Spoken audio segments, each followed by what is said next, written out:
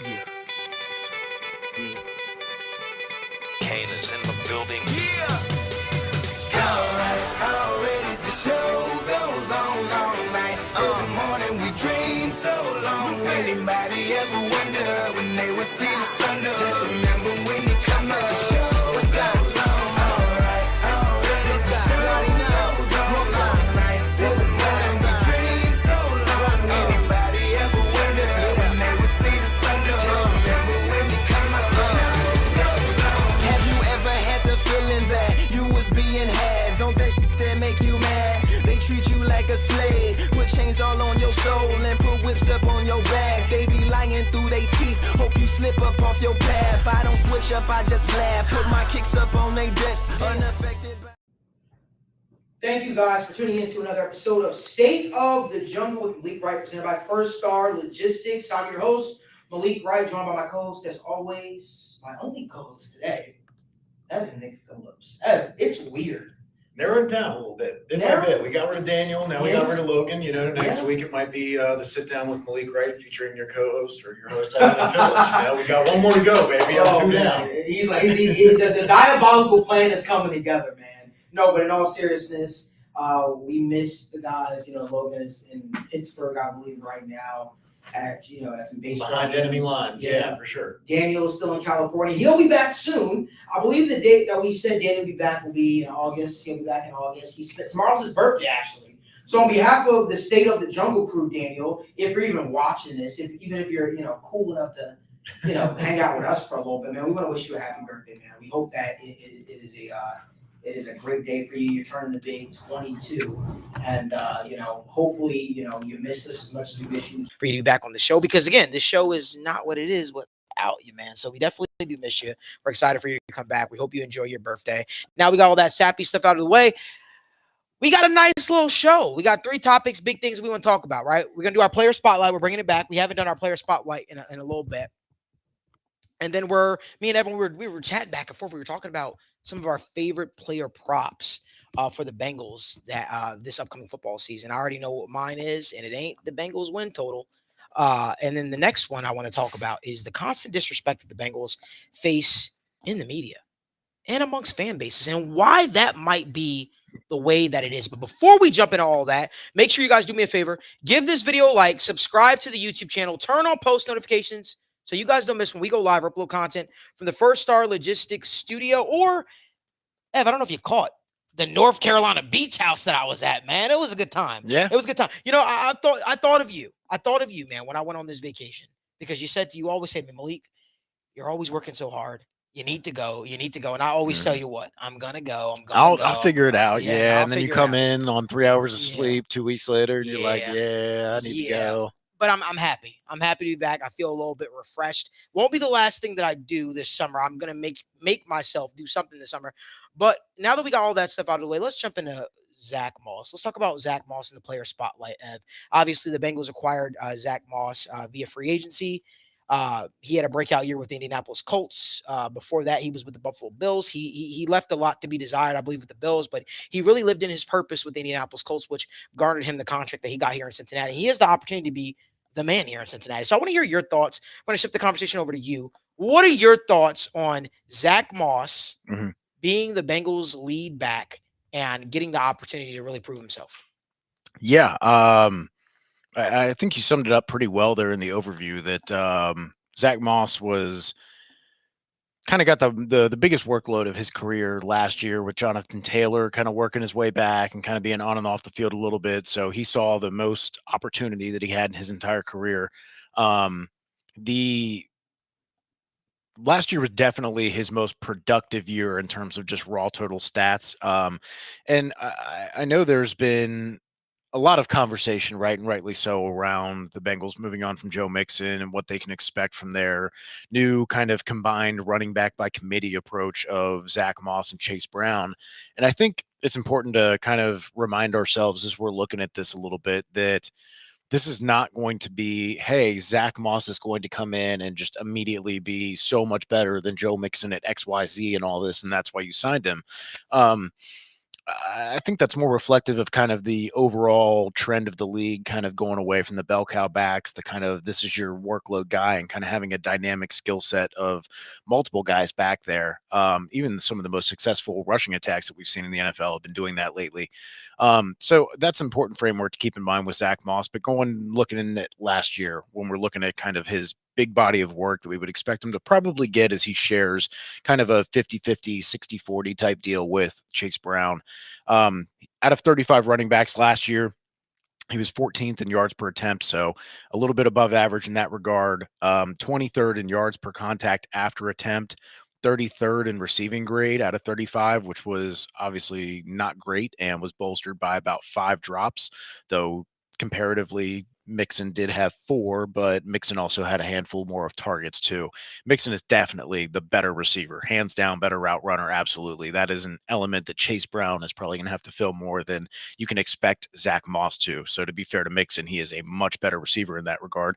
But looking in the other way, he is 13th out of those 35 running backs in pass block grade, 18th in elusive rating. So really the key points for Zach Moss are he's not going to probably be the receiver that Joe Mixon was, but you are going to see consistent yards on average rushing attempt. You're going to see 15th out of 35 in breakaway percentage. So 1 out of every 4 of his runs went for 10 plus yards. So that's going to be really refreshing. And I think that's something that the Bengals have sorely missed is runs getting into the second level, kind of creating explosive plays in the run game to complement all those explosive plays that you can have in the pass game too.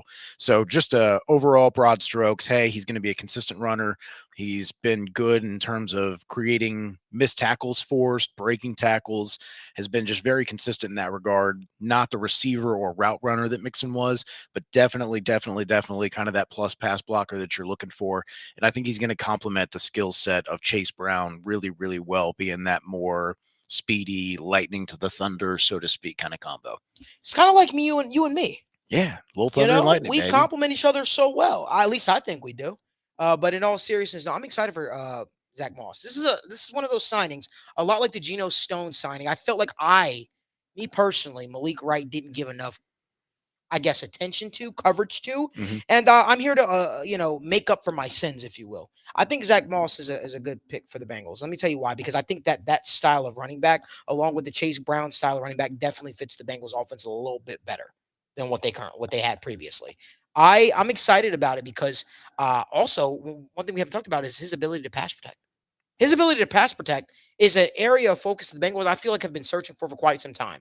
And I think when you get a guy like Zach Moss in there, you no longer have to go out there and put a hyper focus on a guy like Samaje Perine or somebody like that because you got a guy in Zach Moss that could already do that. And honestly, you hope some of that skill set can wear off on Chase Brown because Chase Brown is not the greatest pass blocker, right? But nor is he going to be tasked with that. He's going to be tasked to be that receiving back.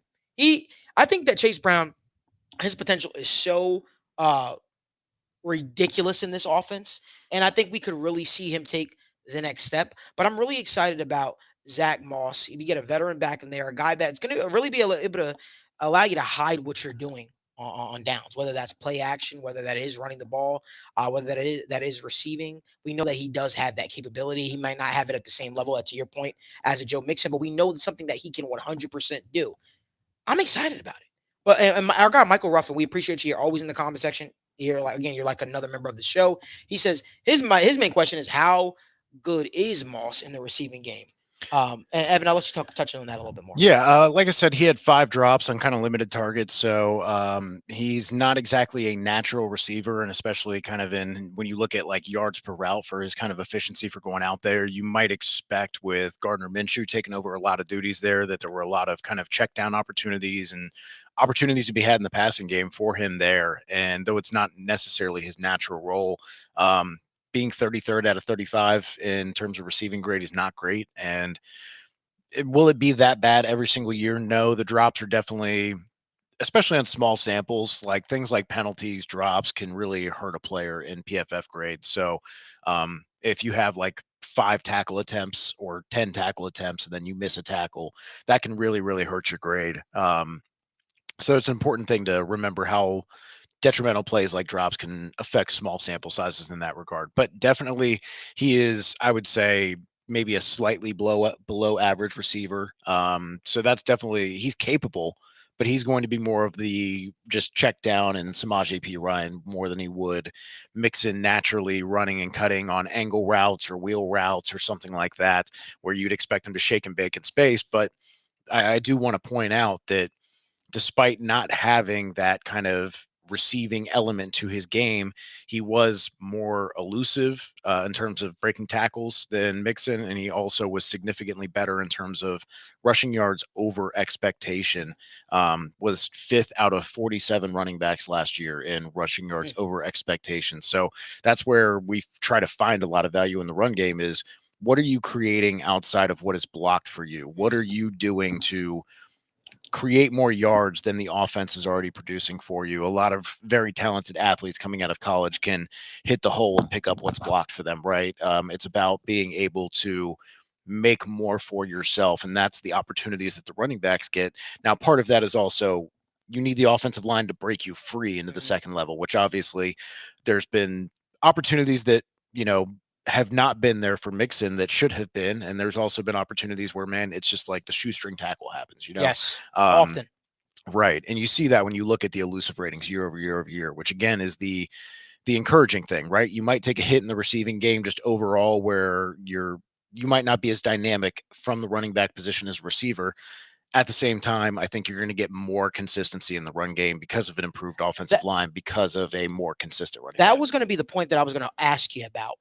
I really could see a scenario in which we see a more efficient running game here in Cincinnati now. Right. And I think that that's what you look for, right? You're not looking for, when you sign Zach Moss, I want to just put this into perspective, at least for me. I'm not expecting the Bengals, when they sign Zach Moss, to get a guy that's going to rush for 1,500 yards, to get a guy that's going to rush for 1,800 yards. That's not what I'm expecting. I'm not expecting him to be a leading rusher in the National Football League or anything like that. I'm looking for a guy that's going to be able to take some of the pressure off of the passing game. And in those spots, when we do hand the ball off to him, keep this thing ticking. That's the biggest thing that I'm looking for. And I think that's, I think if you're able to get that, I think you feel very, very good about where the offense is. I think that the offense has been solely focused in a lot of ways on the passing game because there wasn't that consistency in the running game. And I think it reared its ugly head a lot of times. Now, I do believe that they could have leaned into the running game a bit more at points. I do believe sometimes they went away from it too early, but maybe it was one of those things where they thought, hey, you know what? We weren't getting the results that we were getting early on in the game. Let's just throw it away. Let's not try to, essentially throw away early downs, first and second down, while trying to make the running game a focal point. So we're just going to go pass heavy, and we're going to use our screen game as the extension of the running game. It was so beautiful towards the end of the season, the way that the screen game really became an extension of the running game in this offense. That's a really good point, because I know myself included, right? When things aren't going well, it's easy to get frustrated. I remember it was Green Bay, and I think it was the game where they were missing their 2 starting running backs, and Ty Montgomery had to come in and be their starter at 5'9", 160, right? And so they ended up throwing a bunch of the slant flats, right? And everybody's like, what the hell? This is terrible football to watch. And absolutely, aesthetically, it was terrible. But those were all, the quick game is important to think of it as an extension of the run game. In that regard, and kind of reframe your mindset around it in that sense. Because then you start to say, hey, yeah, it's not aesthetically pleasing. Yeah, it's a little frustrating settling for these short gains, but you do the same in the run game, right? Where you constantly get these negative 1, 2, 3 yard gains, right? For the opportunity to get the 4, 5, 6, 12, right? And that is the same thing. You're playing the numbers the same way you would on an RPO. You're trying to force the numbers in your favor on the outside. And that's easier to do, right? Obviously, sometimes we say, hey, going heavy personnel, putting as many offensive linemen and tight end out there as possible would help you block better, right? You got more blockers, but they also have more defenders that they can put in the box. And it takes one blown block out of all of them to kill a play, right? So if you have fewer defenders and more space when you're doing those quick game opportunities, then you can have a better opportunity, especially if you have big physical wide receivers like T. Higgins or Jamar Chase that are trying to get up in your face and are strong as an ox. Yeah, that's definitely an advantage that you have over some of these smaller DBs. So I know the frequency and the effectiveness can sometimes be frustrating, but I think it is important to consider it as an extension of the run game that, yes, probably we'd like to see be more efficient, but at the same time, you can understand the philosophy behind why they would try and do that. Right. And I think that's what they're looking for, honestly, man. I think that's what they're looking for. I don't think that they're trying to reinvent the wheel by any means. They're just trying to, again, find a style of running back that fits the offense a little bit more. And I think that's why the signing of a guy like by the drafting of a guy like Chase Brown made so much sense, and the signing of a guy like Zach Moss made a lot of sense. I'm excited for it. I'll be honest with you. Admittedly, I wasn't the biggest Zach Moss guy. I know there were a lot of people who were, such as our producer, Big Zach Moss guy a couple of years ago. I know Daniel was a big Zach Moss I think guy. he's very solid, but Yeah. again, like you said, he's had injury problems, Yeah. and yes, you have Yeah. your healthy year, your good year, Mhm. and I definitely think he's going to be solid. I think he's going to be that reliable veteran, but I see him more as a Ben Jarvis, Green Ellis type guy, like where you're like, hey, I'm happy to have that gritty vet on the team, right? That we can rely on, that has had 2 seasons without fumbles, that can just get good yardage and create a little bit more, get through contact, just give you consistency in the run game Is to it go me? with the lightning of the younger I was guy. about to say, is it me though? But when you watch Zach Moss, at least when I watch Zach Moss, I feel like he's a little bit of shiftiness to his game. That's like, Yeah, no, he he kinda seeks gets- out. he gets He gets small at small. times. He gets Yeah, small. yeah. He gets patient, and Yeah, then yeah, he yeah. shoots his gap. Yeah, Yeah. no, he definitely is, man. And I Okay.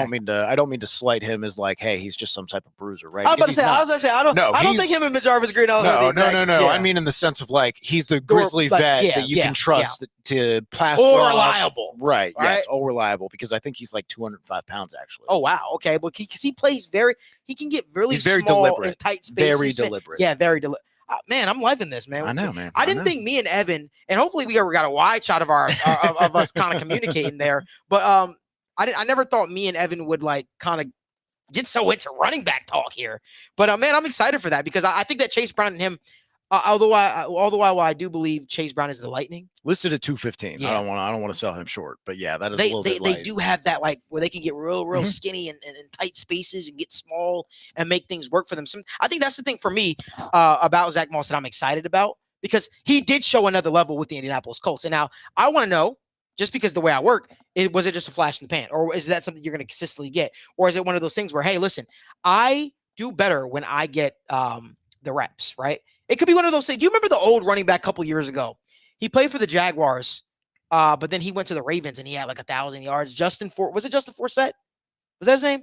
The Justin running back, yeah. the guy who went to the Ravens and Yeah, started. Yeah, no, yeah, dude, yeah, They man. always, It it's was always one- the backup. It was running one of back those for them. signs, right? You know It was one of those signs that you were like, oh, it ain't gonna be much. We'll see what happens. And Right. then damn, he came out the gate swinging, man. And so I wonder for Zach Moss, it's gonna be a situation where the guy, he's still young, right? He's getting opportunities, getting an opportunity to really supplant himself here in Cincinnati. Man, I'm excited to see what he does with the opportunity.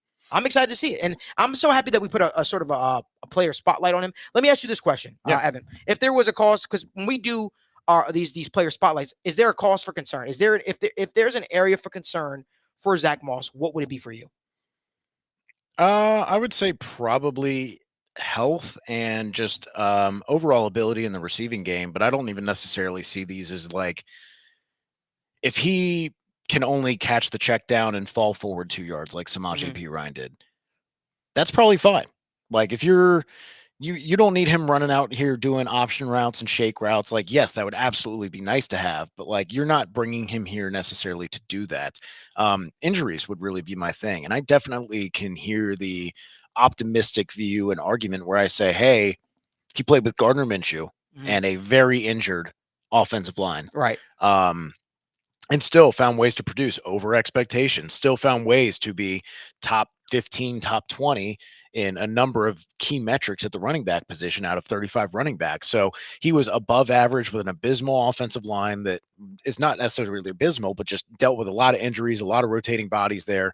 And also Gardner Minshew, who just, I know the hair's fun. I know the personality's fun, but we also got to be realistic about the caliber of player, and you're not really threatened there as much. So that's definitely something that I'm looking at.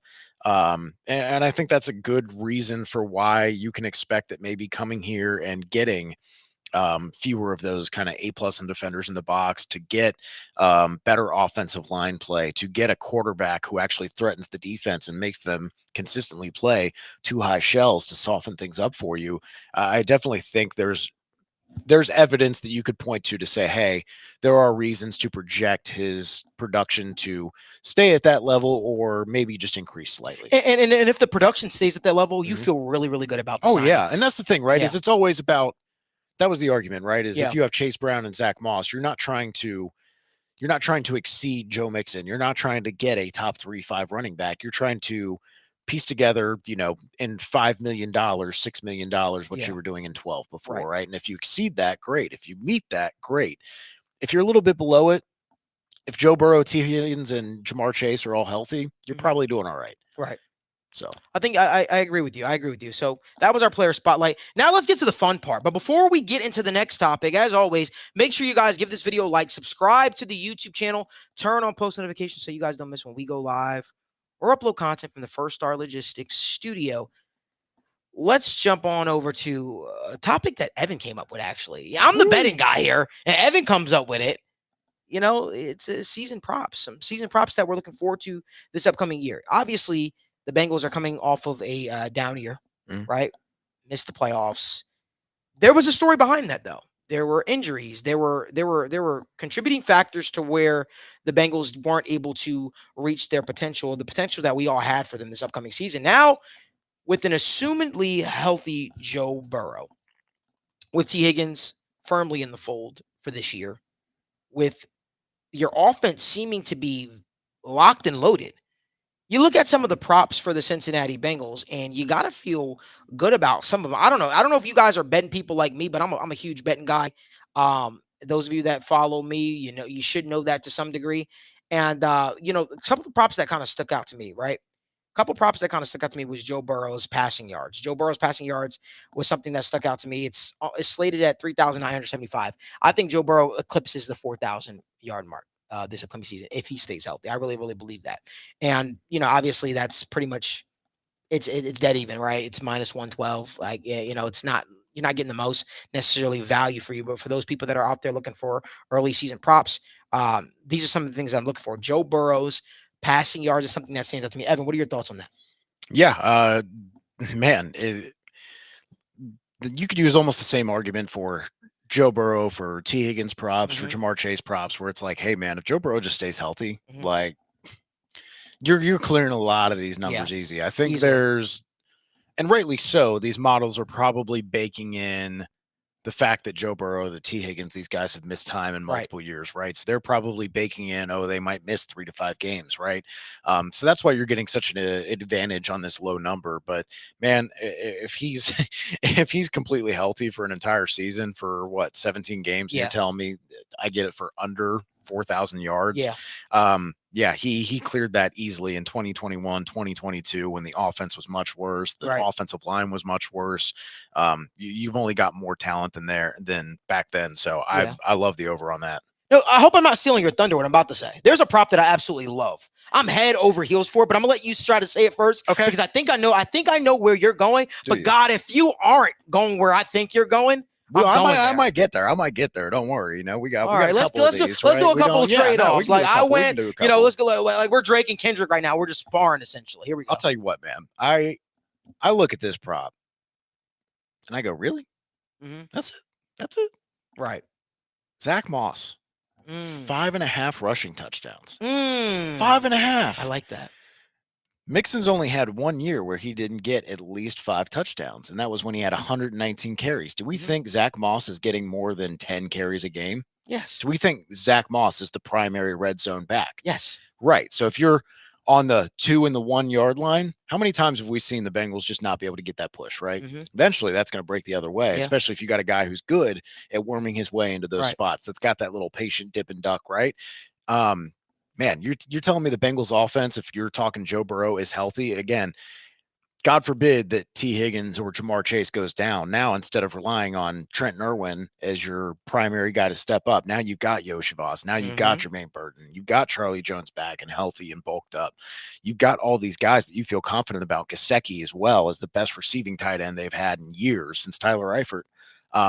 Between all that, man, like even if one of those guys goes down, like you feel good about this offense being productive.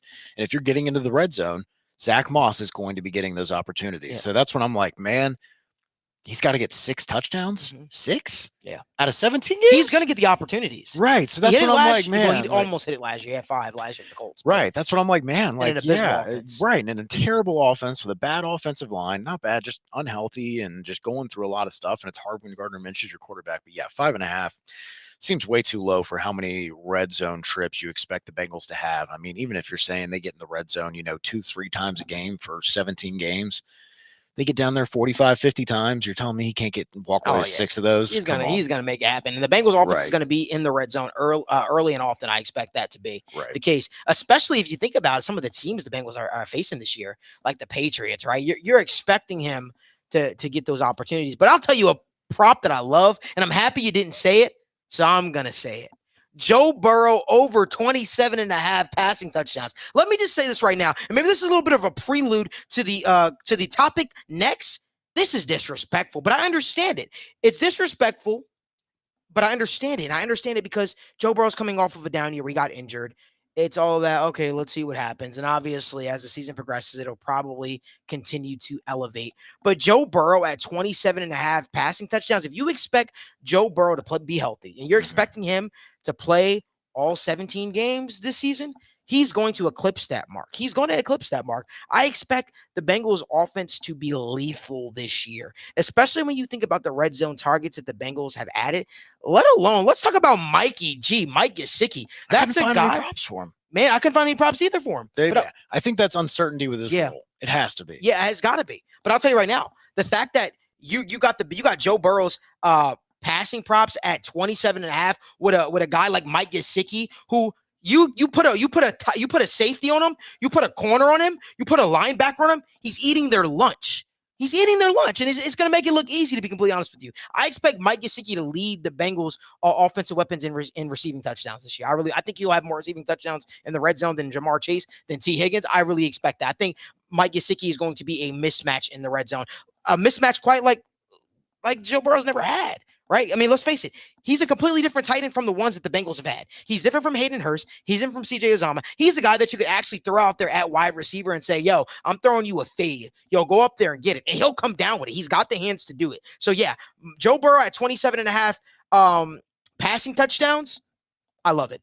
What are your thoughts? Yeah. I'm right there with you, man. And I love the Gesicki play, because whatever his props end up being, I'm probably taking the over. Oh, yeah. Because the models are going to be looking at his last 3 and 4 seasons and trying to use that as a baseline to project him forward, right? And we've talked endlessly about how he fell out of favor with both the scheme and the coaching staff, and when the Dolphins were going through that weird fluctuation time between Brian Flores and between Mike McDaniel.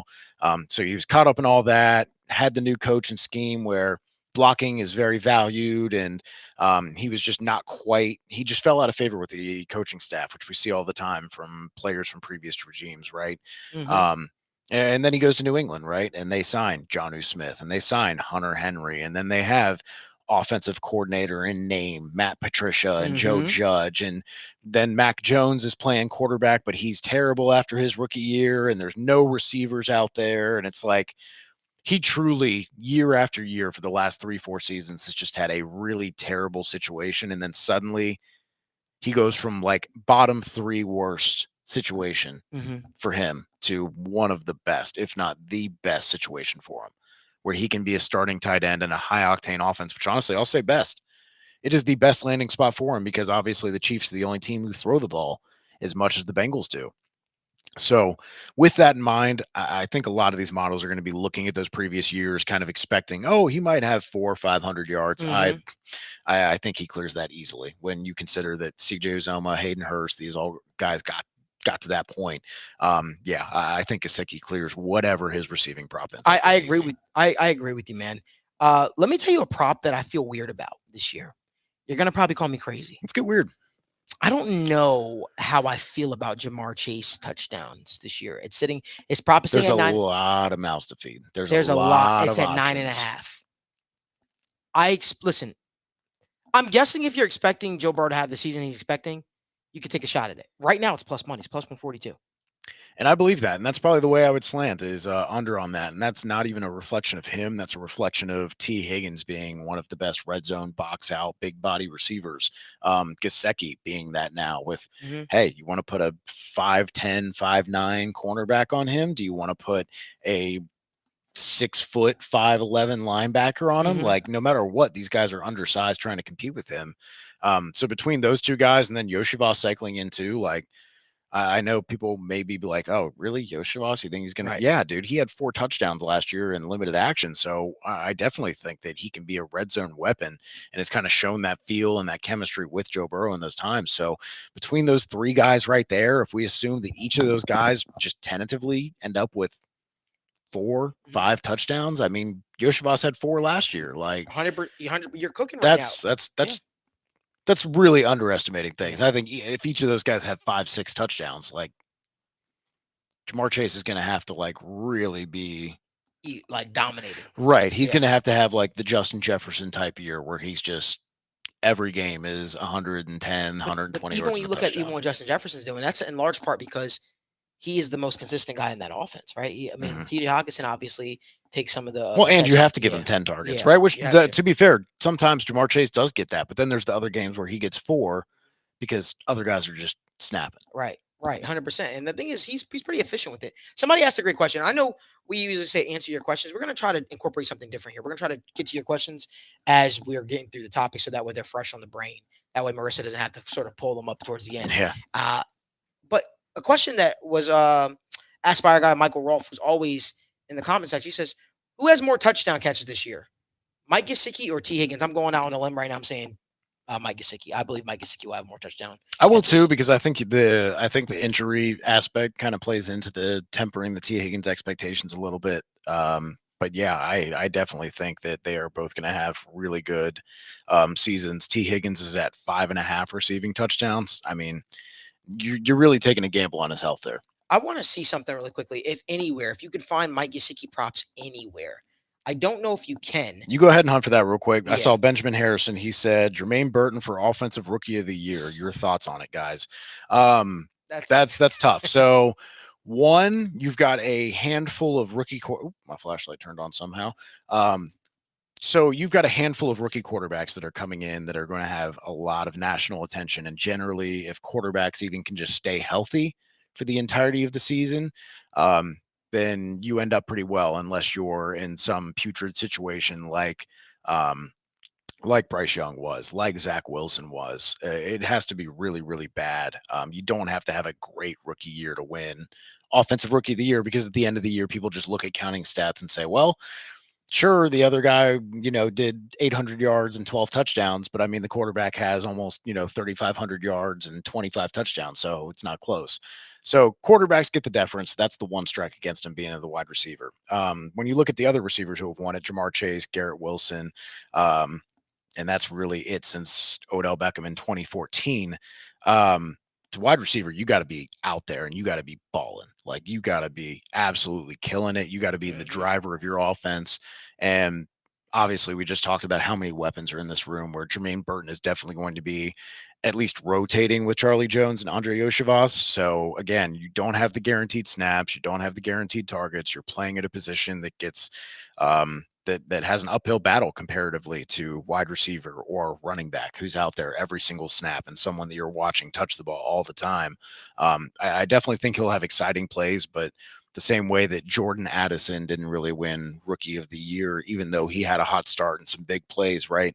I definitely see Jermaine Burton slotting in Rookie Year a lot like Jordan Addison, where, hey, he jumps in the slot. He does these vertical aspects. He creates these explosive plays, but he's not going to be your go-to guy, where at the end of the year, even if he does have a really good year with 800 yards and, 7 touchdowns, 8 touchdowns or something, I don't think that's anywhere near enough to unseat some of these quarterbacks in bigger markets. Right. He would have to have an absolute monster year. Marvin Harrison's probably going to have a big year for the Cardinals. Like, Caleb Williams is Malik Neighbors. I mean, that's the thing, is he's going to get force fed, right? In a big market in New York, right?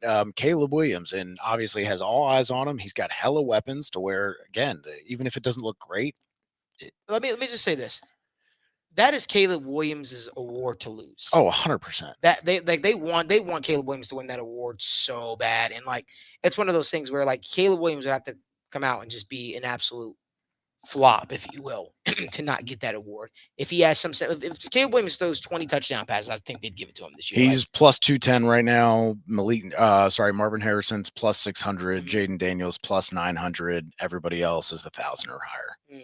Yeah. See, I don't. Yeah, that doesn't shock me. You know what I mean? I think they're Jermaine Burton plus 6,000. So I mean, hey, if you want to throw a little 10-piece on it, a little 10-piece nugget, little 10-piece nugget, nugget, just a little something, see what happens, right?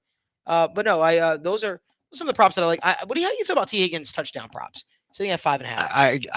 I like the number, but again, you're betting on health, which I mean, if we're just saying, hey, this is where it gets tough, right? Because you're trying to put your Twitter doctor medical profession hat on, right? And I generally, from my perspective, when I'm analyzing things, I try and separate them down the middle, and it's not black and white. It's not perfectly clean, but if you've had something that is either soft tissue that is recurring a lot, or you have had something structural, your neck, your back, if you're an offensive lineman, right? These are things that are going to take a lot of shock, impact, all of these things that they are also very delicate parts of your body, right? And fusions, whether it's your spine, your neck, anything like that, they sometimes they're stronger, sometimes they're weaker. That's different to me than football player, 300-pound lineman got thrown into this guy's knee and he tore his ACL, right? Or he tore his tendon in his ankle, right? That's to me not like, oh, injury prone, and now that's going to happen because he just gets injured, right? That's when I kind of parse injuries. I'm like, hey, there's football injuries and there's just stuff where it's like, hey, whoever you are, when you come down in that fashion, your arm's bending like that, it's going to break, right?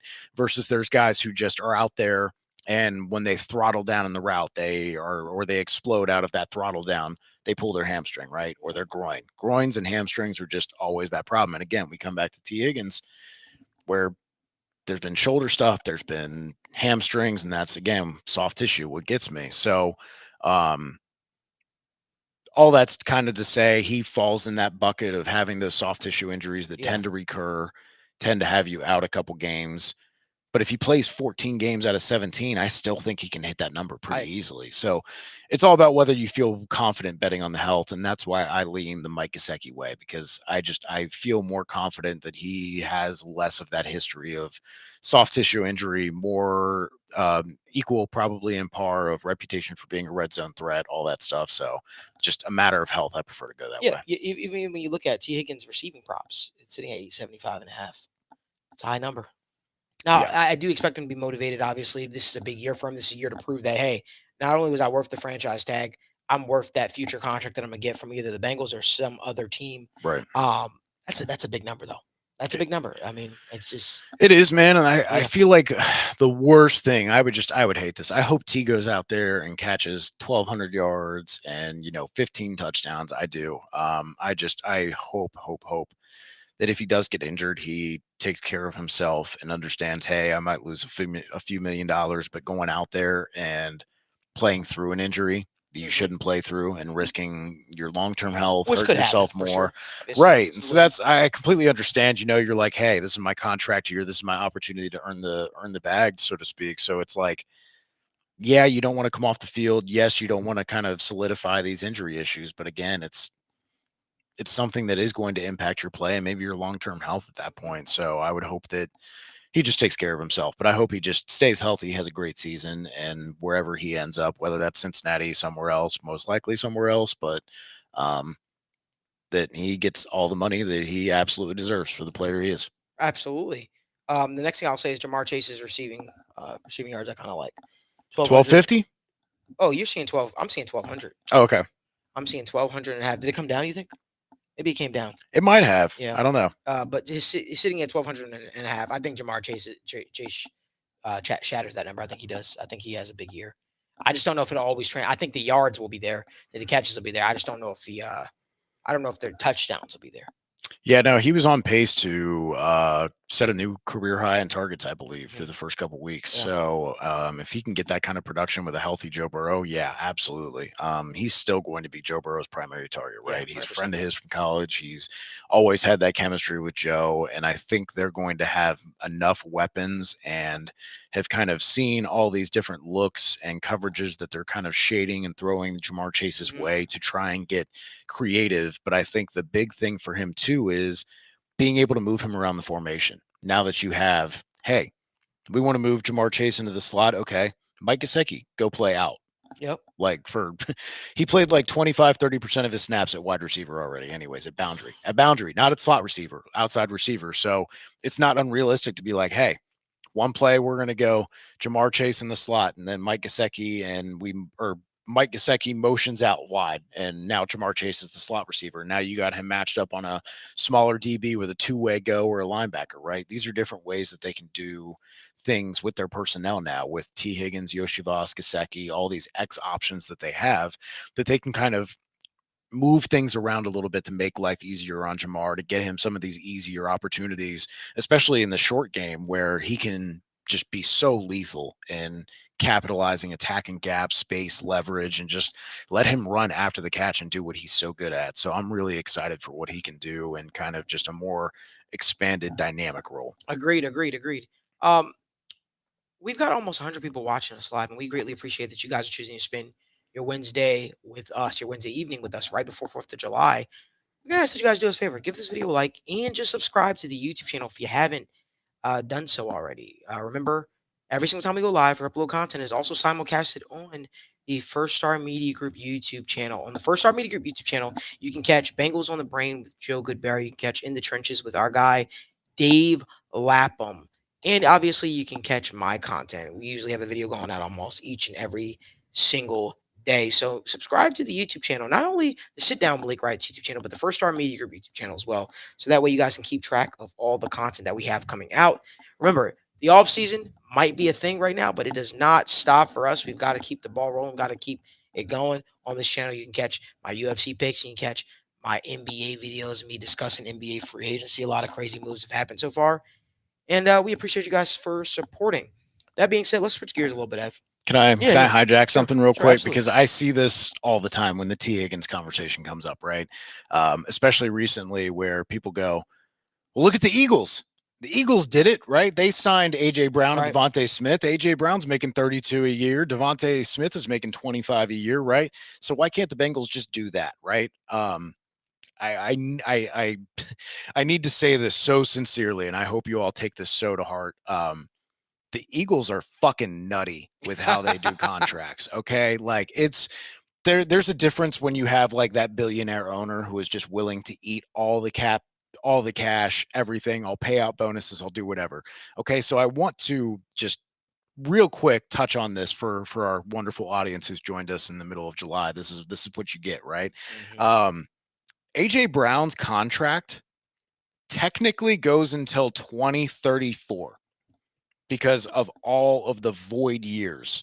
Yes, this is a 10-year contract with 5 void years. So in 2030, he has a 53 million cap number.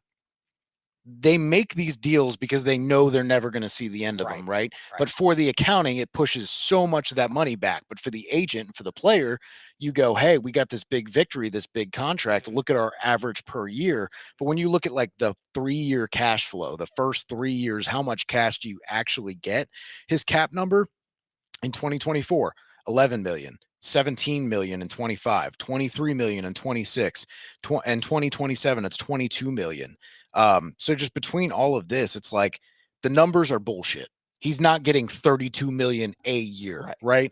53 million of that is stuck in year 2030, and he's going to get cut before that. Tyreek Hill had the same thing, void years stacked on that. And that's why he wants now a new deal. He wants a new deal because he knows he will be cut before that $60 million cap hit ends up happening for the following year.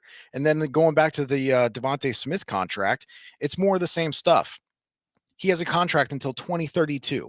They have 4 void years and $35 million of cap hit in 2029.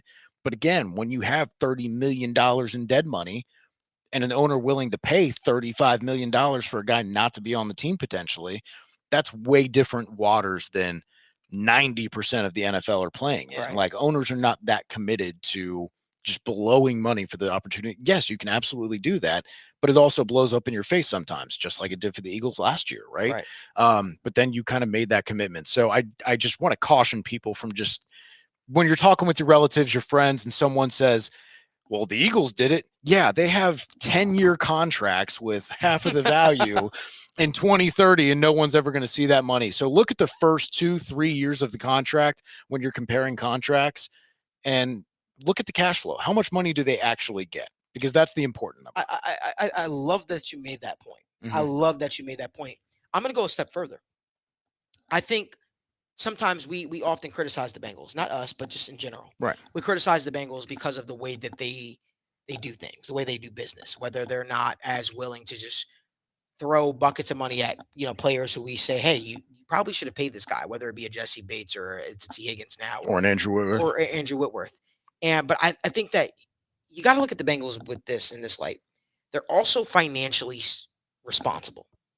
I think the Bengals are a very financially responsible team, which is why you very rarely see the Bengals in quote unquote cap hell, or in a situation in which they need to go back to said player and say, hey, remember that contract we signed you to?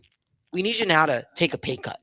And I think it's because they're so I hate to say like they're smarter than the average bear, but the way they operate is very different from a lot of teams, right? And it might get ridiculed because in the short term, it's like, why didn't you do it?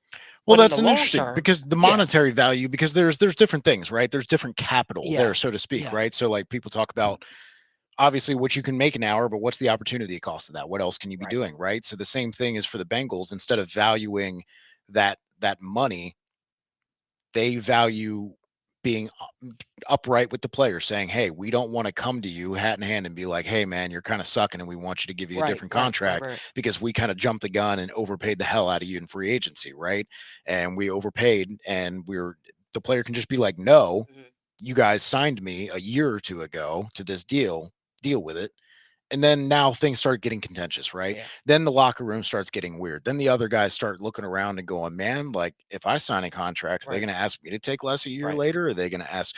There is something to that, which obviously can be navigated with a good kind of locker room coach, which Zach Taylor is, I think. But I think there's something to be said for the Bengals saying, hey, we are willing to kind of be a little bit more staunch with how we spend our money and feel better about the investments we're making so that we can stay true to them, as opposed to, even though people like myself who are just, doing pure analysis would say, oh yeah, you should cut this, get rid of this guy. There's a human element to it, right? And I think that they do value the human element to it. And I think that's part of their strategy, and rightly so, as a smaller market organization. One of the benefits of that is you get more attention, you feel more community with everybody. It's much more Tight kind knit. of right. Yeah. Yeah. It's much more of kind of that family atmosphere a little bit. So I think there's pros and cons of operating both ways. So I don't think they're wrong for doing the way they do it. I think Yeah. they're just different. I agree. And different isn't all that bad, No. I think the state of the jungle is different. I think we're different with how we do the show. We try to include you guys. Hopefully it's a good different though.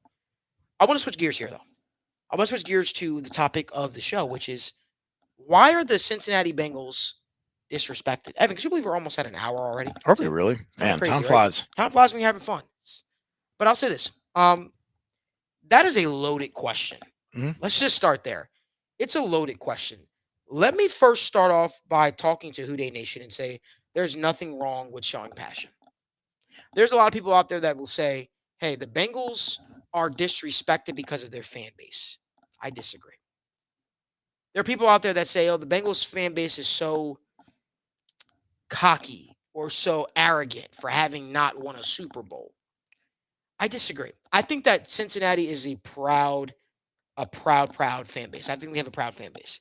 They didn't always have a proud fan base, but they have a fan base right now that is very, very proud of the football team and very, very proud of the product that they're putting on the field. Has that translated into a Super Bowl victory? No, but it has translated into one of the best eras thus far of Bengals football. And I think when you constantly are used to your team being talked down about, I think it creates a sense of pride of where you always want to stick up for your team, whether that be right, wrong, or indifferent. I think that the Bengals fan base always goes to bat for their team. It could be the smallest player, it could be a number 3 wide receiver, a number 4 wide receiver, or somebody who you wouldn't even necessarily think of. But I think that the fatigue of Bengals fans has worn on other NFL fans because I don't think other NFL fans show up. Let me just speak to this a little bit further.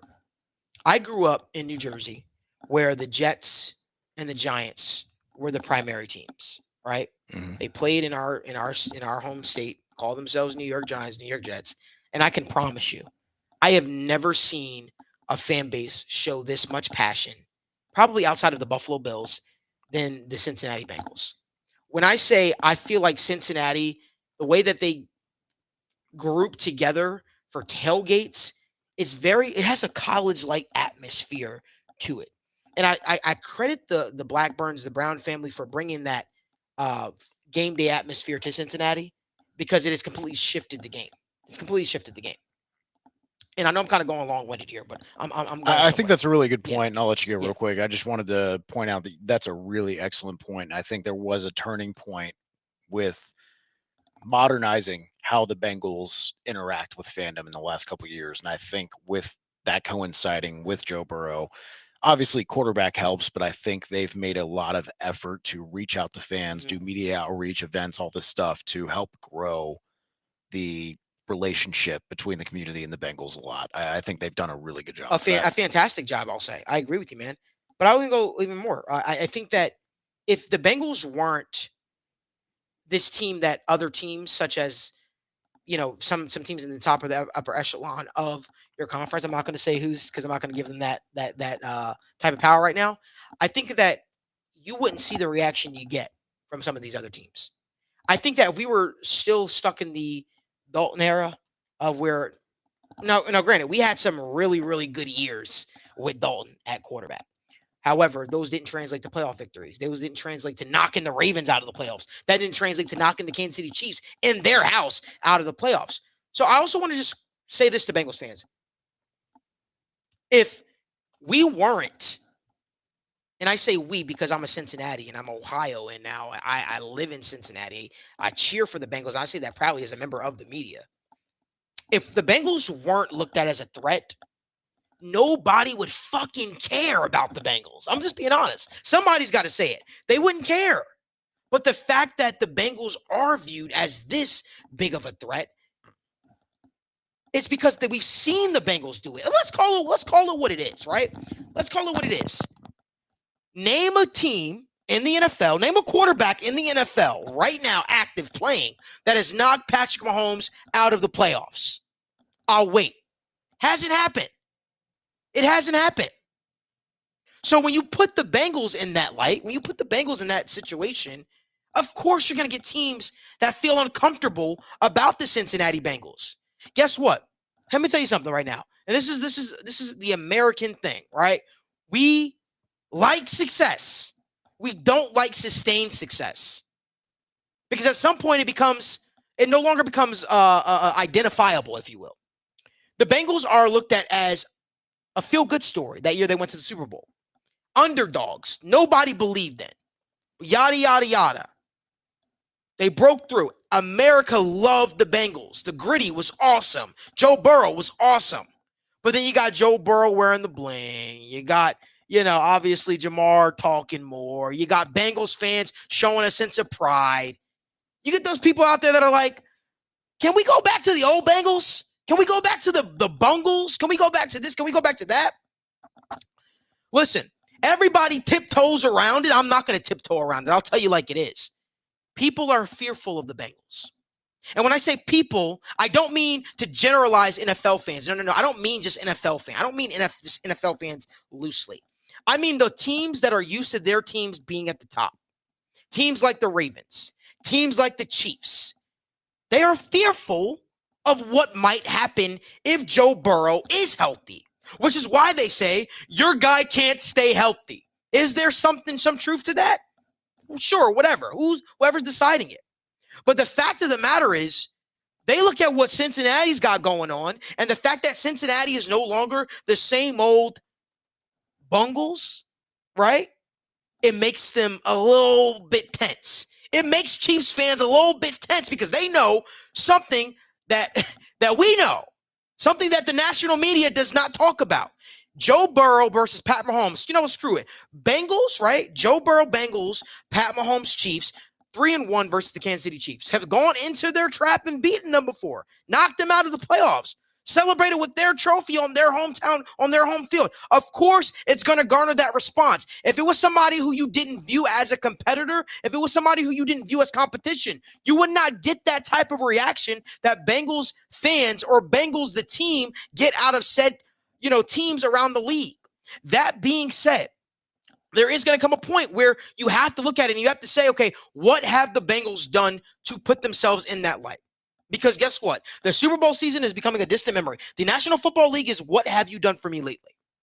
One thing I can say for certain, and men lie, women lie, numbers don't. And what I can say is every year Joe Burrow has completed for the Cincinnati Bengals, he's either had the Bengals in the Super Bowl or in the AFC Championship. Debate with a wall. That's the God's to honest truth.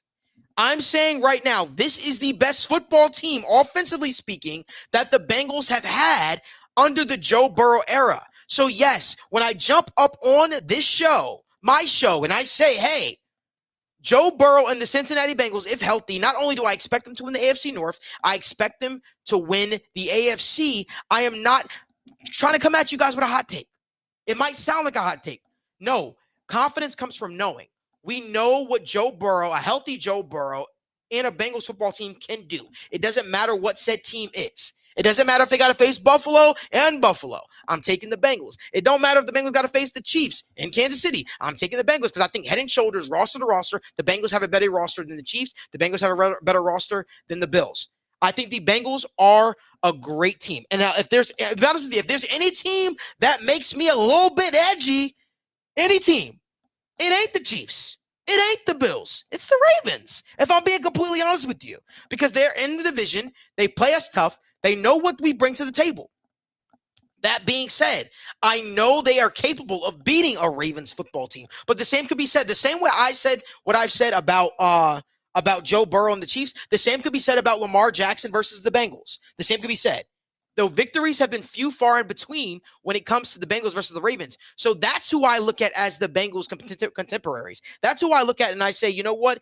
The Bengals that's why I always say you need to cut your own grass. The Bengals need to figure out how to win in their division, and then they can go on and do some other things. The fact that they're playing the Kansas City Chiefs in week 2 is so massive. It's so massive. But do not confuse the disrespect for the Bengals not being good or people not thinking the Bengals could actually break through. The disrespect comes from what is next to come. And what's next to come, if the Bengals are healthy, if Joe Burrow is out there, I believe is Joe Burrow and the Cincinnati Bengals making another Super Bowl appearance. Evan, what say you? Yeah, man. I think there's a lot that goes into it. And obviously history is a factor, right?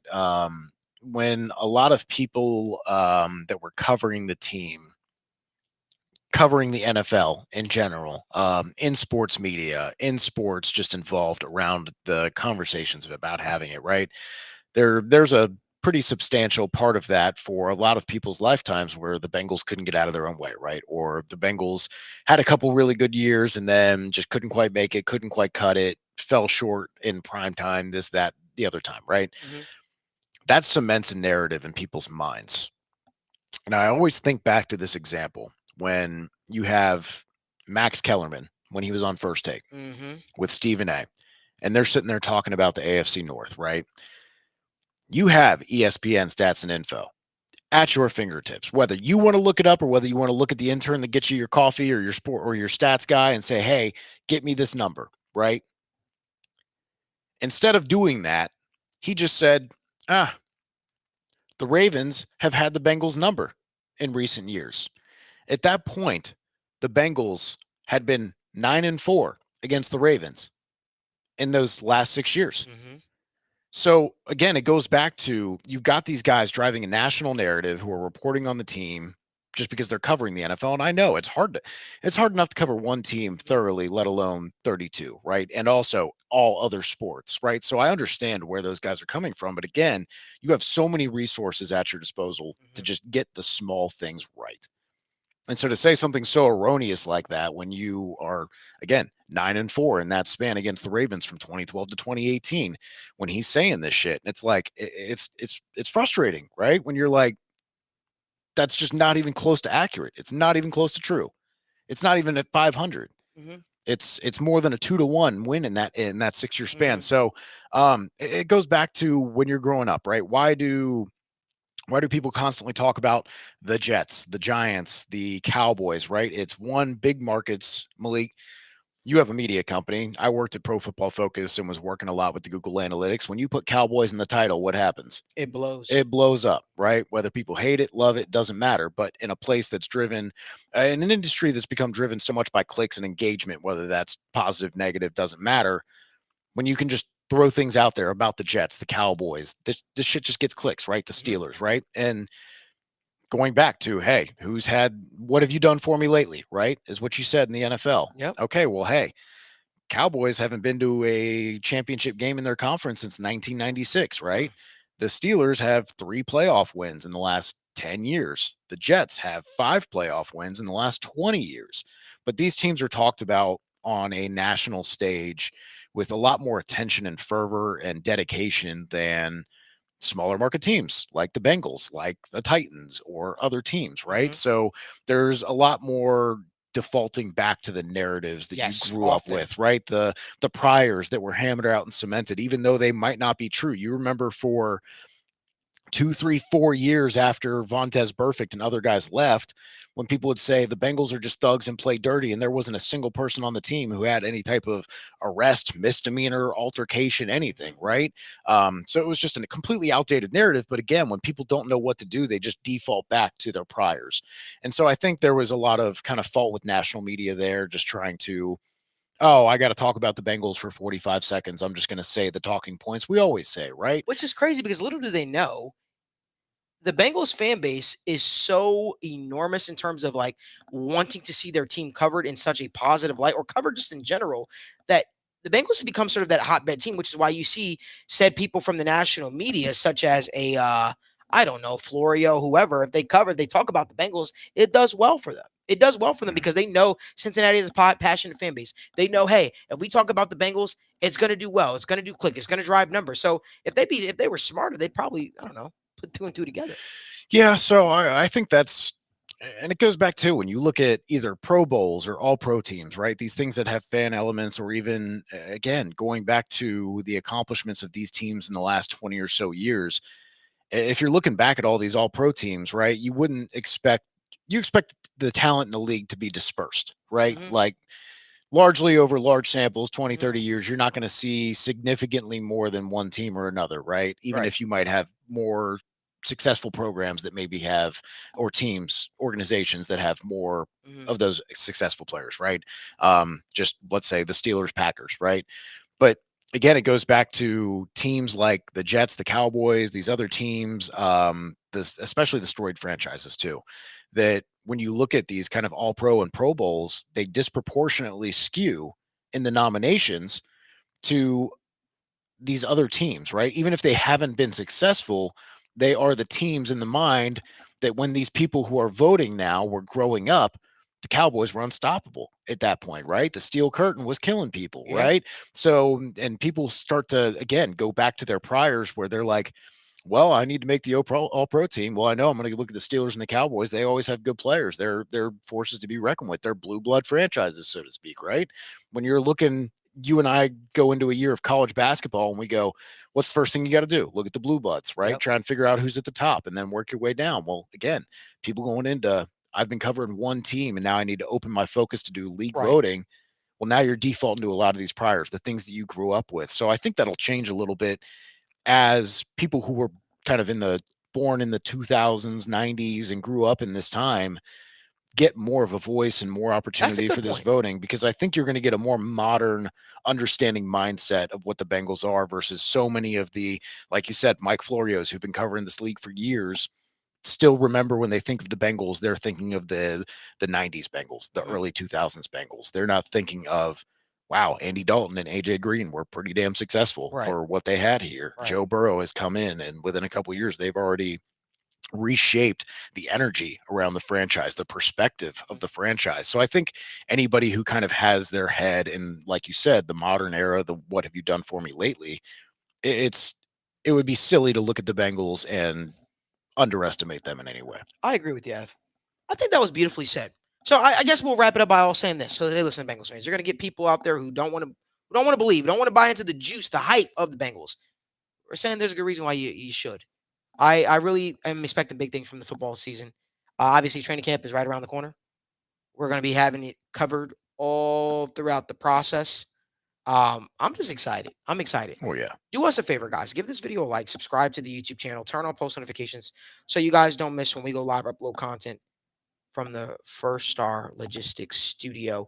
I'm going to see if we have about one or two, probably get to two or three actually questions before we head out of here for the day.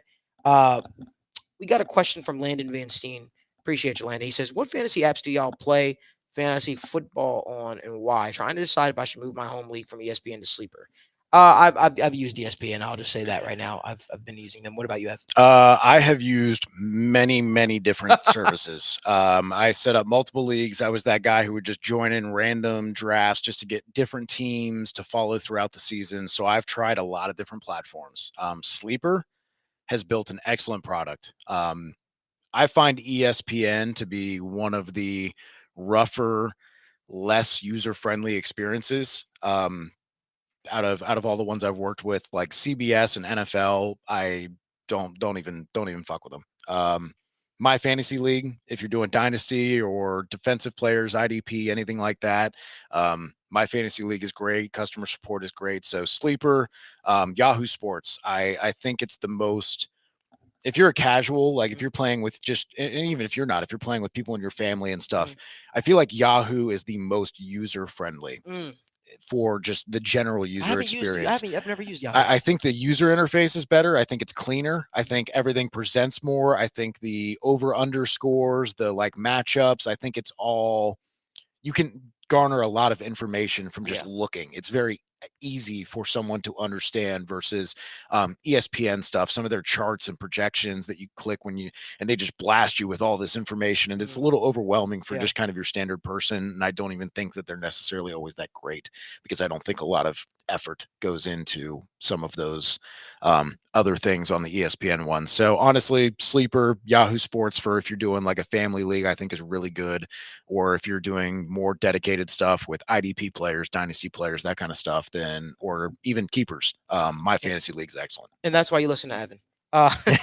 Michael O'Hara, our guy from TWSN, says, think Dan Pitcher will intentionally bump Chase into the slot more than we've seen in the past in order to get Burton onto the field. That's a good question. What do you think?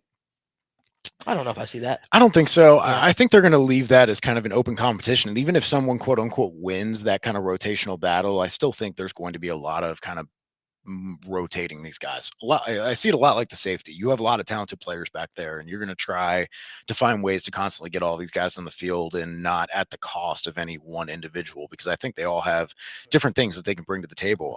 I've talked about how I think Jermaine Burton can offer more after the catch than Tyler Boyd, and then he did last season at Alabama when he was just kind of relegated to this very deep ball roll, over right? and over again. Where your average depth of target is like 20 yards downfield, Oh, right? man, that's a word you haven't said in a while. I know, right? Yeah, got to bring the A-dot out, you know. Not K-Dot. Yeah, no, not K-Dot. No, we don't need we don't need any crazy shootings or pop-up concerts in the First Star Logistics studio here. So we're gonna be all right. K-Dot, we love you. Thank you for the music, but this is our refuge here. Right, all right. This yeah. is where we say, come hang out of the Bengals tailgate, and we can have some fun down there. But yeah, I definitely think that, you know, despite me being optimistic about what Jermaine Burton can do after the catch and an expanded role outside of what he was asked to do in college, I do think that it's fair to say Charlie Jones probably gives you more just after the catch ability at present, right now, based on what I know for the information.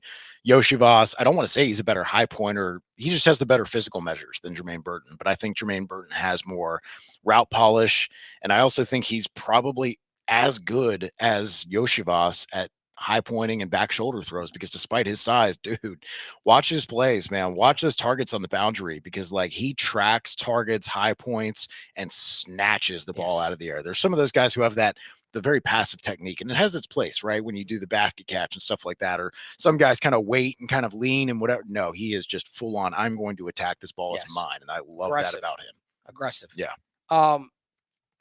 And for our last question, we're going to go to our guy, Gary Jellison. Appreciate you, Gary, always being in the chat. With the smaller market in front office, how many PR people do the Bengals have? Is that part of the disrespect of getting people into Pro Bowls, Hall of Fame, and awards? I don't know if necessarily the amount of PR people you have. I do think how you present, players in the, players on your team, current and former, definitely does play a role, which is why I think the Bengals kind of rolled out the player Ring of Honor thing. The Ring of Honor thing for the I think that's a great point. Is they've definitely done more to put their coaches and players in the spotlight, doing interviews on like Good Morning Football type deal. Yeah. Just being more available in that regard. And then, like you said, Ring of Honor, trying to pay homage to these guys who definitely deserve more respect and more notoriety. And that's one way for them to do that and elevate that. So I definitely think there's been more of kind of an effort to put them at the forefront. But again, it does come back to, hey, if you've got something that's determined 1/3 of the fan vote, and you've got a built-in fan base of Cowboys fans who've been growing up for the last 40 years watching the Cowboys nationally, that's always going to be hard to compete with these bigger built-in national audiences, right? People always go, no matter where you are, they're like, there's Cowboys fans, there's Steelers fans, right?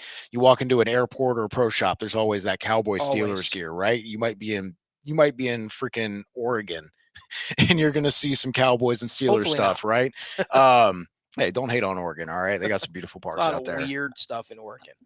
That's all right. But hey, sometimes that sticky, weird stuff can make for a really good time. So, so with that being said, that's all the time we got for tonight's show. But I want to also make sure I wish everybody a happy Independence Day, happy 4th of July. Be safe. Be safe. I don't want no JPP incidents going on. No, everybody be safe. Do not drink responsibly. Have a great time. We have so many different ways to get home. Call a friend, call a family member, Uber, Lyft, taxi. Don't ride a bike. That is also intoxication while operating a vehicle. So don't do that. Get home safely. Your dad voice just came out there just now. Don't. I'm definitely operating a vehicle. Make sure that you're safe. I absolutely am not speaking from experience as someone who tried to drive a bicycle through a McDonald's drive-through in Indianapolis once upon a time. Just hypothetically, that might have happened. Allegedly. Yeah. But just a little 2 cents for you guys. I certainly hope you never did that. You're a stand-up gentleman. Of course you never did that. Of course you didn't do that. We had fun. Many long nights in Alabama. Anyway, be safe, guys. Be safe. Be safe. Be smart. We want to see you guys back here next week on the show. Hopefully we got some of the crew back here next week on the show. I don't know. Maybe they'll just say, hey, they're done with us. We don't know. I'm kidding. But we want to thank you guys so much for tuning into another episode of State of the Jungle with Malik Wright, presented by First Star Logistics. Special thanks to First Star Logistics for being kick-ass as always. And give this video a like. Subscribe to the YouTube channel. Turn on post notifications so you guys don't miss when we go live or upload content. And until next time, from me and the State of the Jungle